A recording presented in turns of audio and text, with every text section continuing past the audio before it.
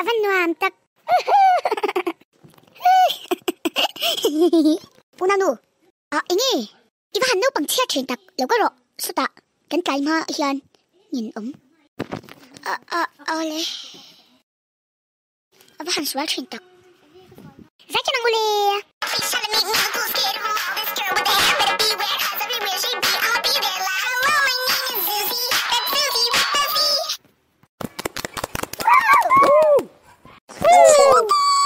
nang nu te ti in ti lim na chwa lai po yan lim the reng reng lau mai chuan him takin om la ka zai kha lo en me meng che ole fans du tak te min lo ngai dam ro he mi klak kai lo nu hian min lo ti bwa ya min ngai dam ang chu ole itum renga thil him om po ti chei lo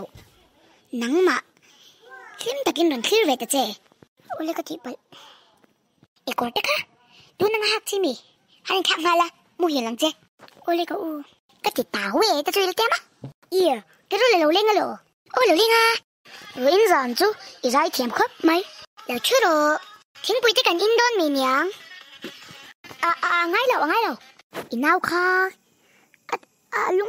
ngày mấy lúc tụi cá mình cắt cái lẩu nó khăm mò thì tàu bur nó san chú với na anh phim lại cả hawa nấu bằng chia nó tụi cấn cày tụi tới sẽ về lẩu mì làm năng số cái tia thì tàu nhỉ kha làm cái dữ về nhàng chú hay lâu trần về man dẹt mấy cả nào nhị vàng nhan cái mà cả dai thiểm rồi cả thiên thiểm cả ngã rồi cả ngay tiếng ăn mà số in trần big đi rồi cả trần làm bố nhị đâu chú bố đâu vậy dàn cái tên này tôi có vô hồ tổ xuyên nữa im mua đôi tổ ăn nghe cả nào hi ăn trần big dễ lệ tỷ đàn tù công chú cả ngày tua ngay yang thuyền ông có về mì sẽ ăn trần rồi đấy in ngoài tới là nhỉ sẽ mà lý trần bốc sĩ van hạc hạc tập cái hi thiếu thiam cả ngã rồi cả chuan cả dai thiam rồi bốc chút để trùng chuan cái tan mà mình tiền đâu mà ivan mu har tak mu to ro cái ti chen ni ro mi han mu ro ka mu thi la va mi ching la che lo la han mu top ro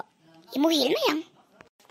nang po chu nghe ron chuk le khai mut kor te nen ngal eng lo nia nặc tu cả số ta có chuyện tăng mỗi lúc cái phá lem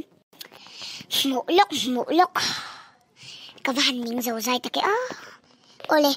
dagar khát chung om thayang dagar khát liam nuwa iron ho tura niyang ani lo chuan ichan tok chui mu nge yang yes phal cái lo ta cái phal yes unang ni swal episode 1 alo top ta chuan lem chan vel hi kan la thei lawa lockdown ania chu wangin